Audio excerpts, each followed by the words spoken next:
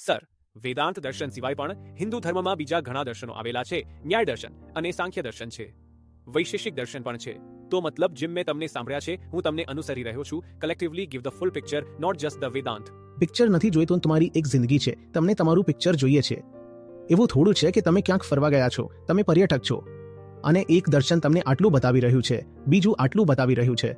તમે કહો મને 360 ડિગ્રી જોઈએ છે, તો હું બધા ફોટાને એકની સાથે એક જોડીને જોઈશ અથવા સુપર ઇમ્પોઝ કરીને જોઈશ.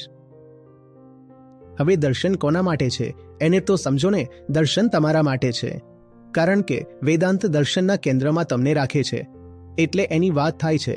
અણુ પરમાણુની તમે વાત કરી લો, તમે વૈશેષિકમાં ચાલ્યા જાઓ. શું કરશું અણુ પરમાણુને જાણીને? જો પોતાની જાતને નથી ઓળખતા તો હા, પોતાને ઓળખો છો તો પછી સાથે અણુ પરમાણુનું જ્ઞાન પણ કામ આવે છે. મતલબ એટલે વેદાંત છે કે સાંખ્ય છે, આ સૌથી ઉપર આવે છે, કારણ કે ત્યાં તમારી વાત થાય છે.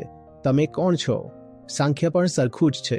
વેદાંત અને સાંખ્ય લગભગ એમ તો સામાન્ય રીતે આપણે યોગ અને સાંખ્યને સાથે રાખીને ચાલીએ છીએ, પરંતુ જો તમે એને જ્ઞાનાત્મક રીતે જોશો તો વેદાંત અને સાંખ્યમાં સમાનતા છે કે બંને દ્રષ્ટાની નોવરની વાત કરે છે.